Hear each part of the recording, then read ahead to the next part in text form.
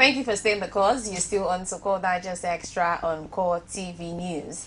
And so we'll start with the very first segment of the program where we take a look at how we can build a new Nigeria. The topic says towards a new Nigeria, gains of capacity building. And now, why do you think we're taking a look at this? Because oftentimes, even current leaders will say that there is a need for leadership skills. There's a need for some certain form of development in the lives of the young ones. Aside from going to school and learning, there is need for purposeful learning. There is need to actually build a young one from the very scratch, on knowing and instilling in the person, what do I really want to become? What do I stand for? Leaving the four walls of the school, what should my life amount to? And so it's important that we take a look at capacity building, as everyone is talking about this. And with the rate of unemployment in the country, a lot of youths are graduating from school, going through their compulsory youth service, and they come out and they find no job. But a very interesting case is the lady who had a placard held out, and of course she got a chance to meet with the vice president, saying she's left school for 2 years now without a job. And so the question is, why are some people getting jobs and some are just at home without nothing to do? So the most important thing that people keep harping on is that there is a need to train the Nigerian youth beyond passing your exams and leaving the four walls of the school to get a job. Or there's really need for you to have a purpose, and that is what most capacity builders are doing now. So we want to take a look at what are even the gains of capacity building, because it's an area that some people find very new.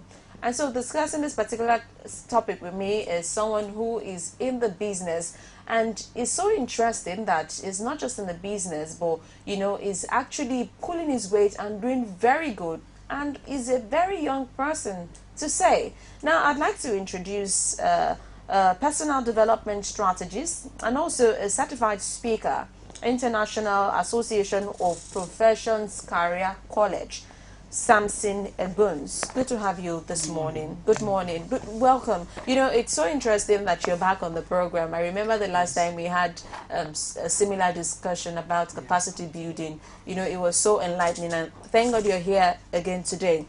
So now let's look at the concept of capacity building.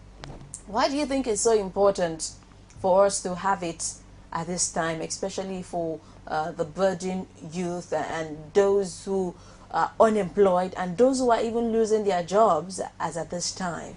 Firstly, I would say congratulations to the lady that got the job.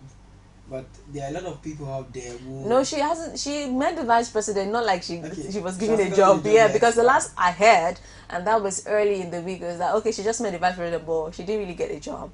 Wow. You get, but hopefully she'll get a job very soon. But Yes. that was a bold step for her to just take a placard and say, I'm unemployed, I need a job. You get, so That's the power of the social media. okay. Yeah, when we look at capacity building right now, this is high time for us to stop reinventing the wheel.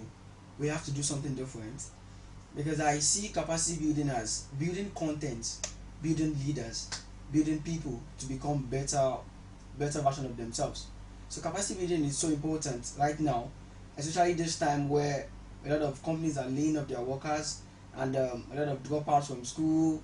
Everything is not just working well, but capacity building will get people so exposed to the new things they can do in the world today, apart from the walls of the school. Because I see education as beyond school. Okay. Yes. Beyond school. And now the federal government is doing something very interesting now, and it's tagged social investment. It's the social investment program. It's a panacea for curbing unemployment in the nation. The Empower project, which seeks to actually gainfully engage 500,000 youth. Yeah. So what do you make of that project?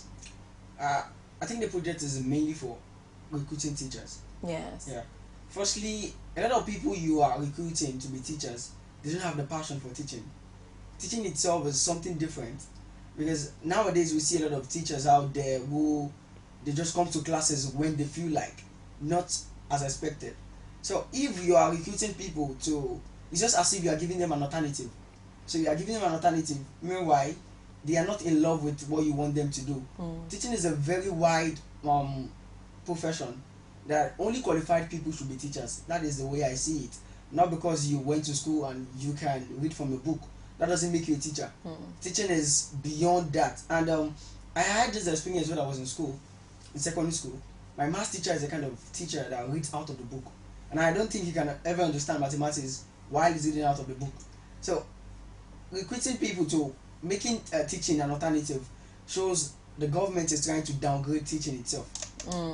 Well, you know, this ones that would actually be put into this process, you know, there are stages you have to apply. You know, the portal is said to be live today, Saturday, and by applications are expected to start coming in June 12, and the beginning of next week, you know, young unemployed Nigerians are advised to visit the website and apply, basically. So, you know, there's a process. So if you know that's not your calling, you know, why should you apply in the first place? Yes. So I don't think it's not the government shoving anything down anybody's truth, but you know, you taking the step to say, I can do this, I want to do this. But you know, it's now left to those who will be screening them to know those who really want to do it for doing sake, or they just want to get paid, you know. I mean, screening can be judgmental. Okay. Because when you're screening people, and you know, screening, it has to do with human beings. Okay. Machines are not screening. We're talking about people. Yeah, human beings, yeah. Yes, people with feelings. So I feel even screening does not actually bring out the quality. All right. Because we're talking about people, human beings. So what would bring out the quality? What would...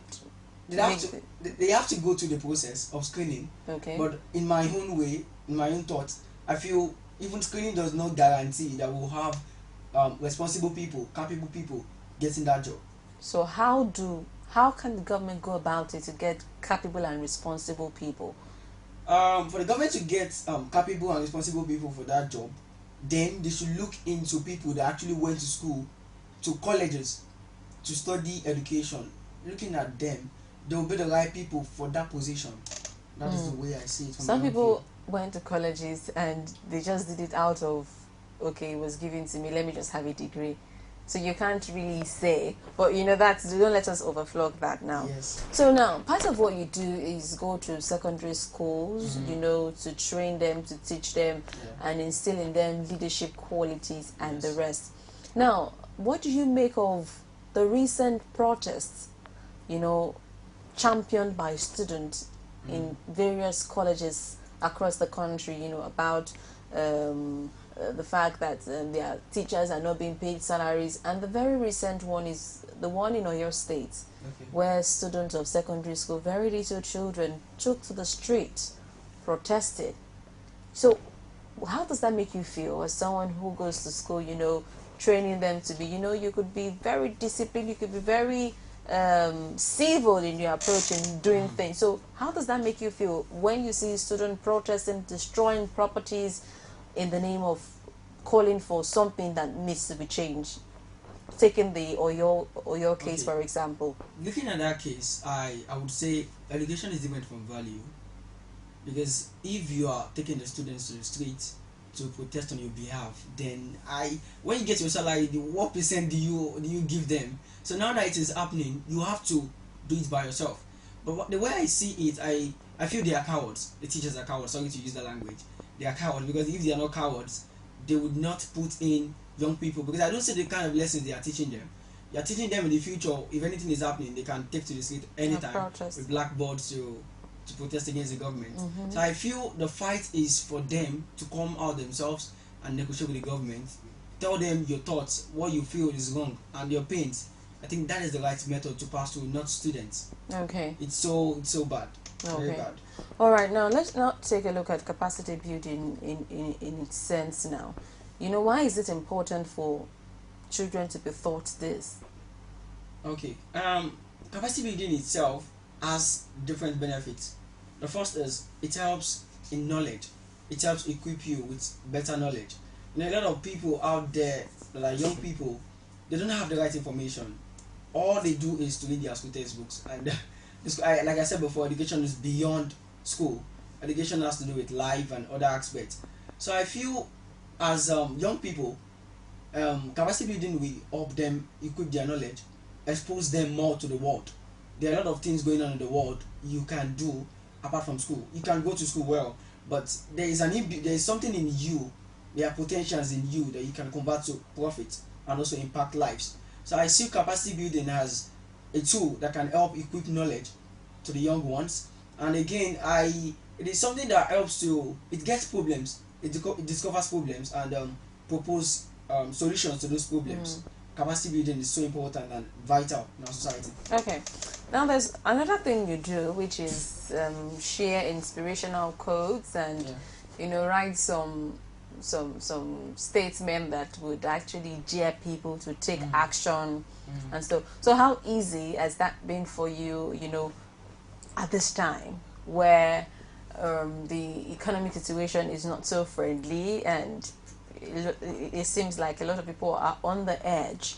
So with your inspirational messages, your inspirational quotes, what response have you gotten so far when you do that? Right now, when we look at inspiration and motivation, I would say right now we don't need inspiration and motivation. Okay, what do we need? People are no longer interested in inspiration and motivation. They want to know strategies, how-tos.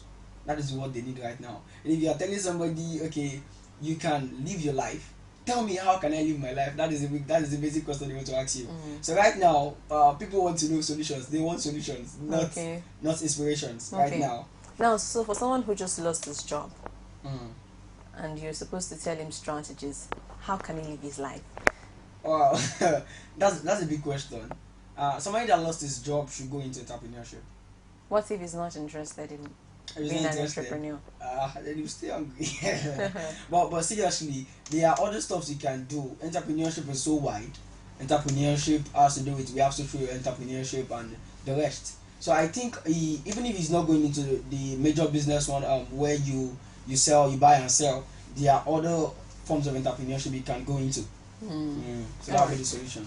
Okay, now straight to the topic. You said towards a new Nigeria. Of course, the present government of the day seem to be trying a lot of things as solutions. Something that could work to actually ease the problem happening in the country now. Yes. And the Empower project is one. The other programs carried out by state government, giving out empowerment tools like the sewing machine and the rest and all.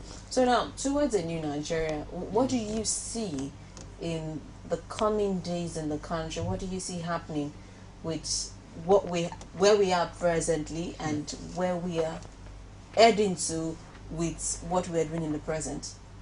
I think it will be a disaster if our youths or if the young people are not on the right path, or if the people in the world today, especially Nigeria, are not being exposed to nation building and capacity building in itself, the major solutions to problems we are facing.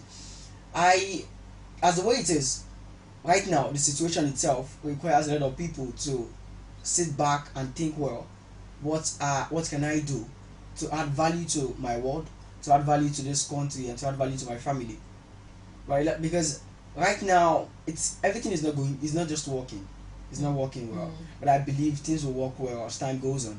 But if capacity building is not being in place, because the government itself, it is very hard for you to offer the government advices right now, because the government itself is very, very sensitive about the advices they want to get from you. Meanwhile, capacity builders are solution providers. They think, they meditate, and they bring out information, they research, and they put it forward to people. But it's somehow very hard to give credit to them when they offer the solutions to the government. Okay. Yeah. Now, for what you do now, you put in so much work and so much effort into what you do. You research to actually come up with the content that you give, and you even publish some books in that regard. Now, so what value do you get for doing what you do? Do you know what I do? I get a lot of value. A lot of value has been attached to it. First thing is I get a pay from it. And again, there's nothing as good as writing your name on arts. I so much believe in writing your name on arts. Money is not the basic thing. It is the impact you make on people's life sometimes. So I get paid from my books, from my seminars, And even in Lagos on the 18th, we are hosting a speakers and writers launch, which speakers and writers will come together to think and how to raise their game on public speaking and book publishing. What are the forms you can get paid from doing what you love doing, passion. So I get paid from my books, I get paid from coaching people online, my writing courses, because I'm also a content creator, and right now content is the king. Yes, so those are the channels. Okay. All right, so as we round off this segment now, what final words from you? The final word from me to our listeners is to just inform them that capacity building is the future. We have to stop doing this the same things the same old way. This is the time for us to look for a new method, a new approach to solutions. And right now, inspiration is not the key. Strategies is the key. Go onto the web, get informations, feed on contents, and help yourself build a better world for yourself. All right, thank you so very much, SAMSON EGBUMS, for being on the program today. And SAMSON EGBUMS is a certified speaker. He's an certified speaker by the International Association of Professions Career College, and is a personal development strategist. He just took us through the issue we discussed today, which is towards a new Nigeria, the gains of capacity building. And one thing is really happening is that strategy is very key at this time. And before you can set out a strategy, you need to know. So there is need for content gathering. There is need for you to be deliberate about whatever it is you want to have solved.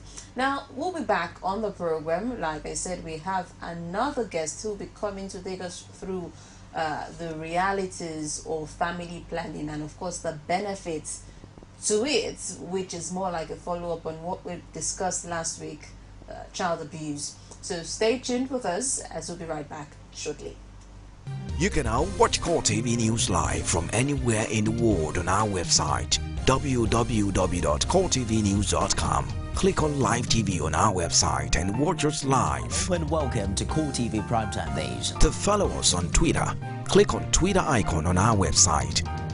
On Facebook, click on the Facebook and YouTube to see all our previous news production. You can also watch us live on YouTube. Click Core TV, leave a space, then News. Core TV News, a 24-hour news station.